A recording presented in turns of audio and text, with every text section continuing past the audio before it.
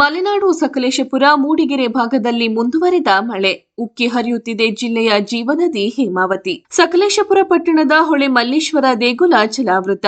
ಗರ್ಭಗುಡಿ ಹಾಗೂ ದೇಗುಲ ಸುತ್ತಲೂ ಬಂದ ಹೇಮಾವತಿ ನದಿ ನೀರು. ಹೇಮಾವತಿ ನದಿಯಲ್ಲಿ ಹರಿಯುತ್ತಿದೆ 40,000 ಕ್ಯೂಸೆಕ್ಗೂ ಅಧಿಕ ನೀರು. ನದಿ ಉಕ್ಕಿ ಹರಿದ ಹಿನ್ನೆಲೆ ಜಲಾವೃತವಾದ ದೇಗುಲ.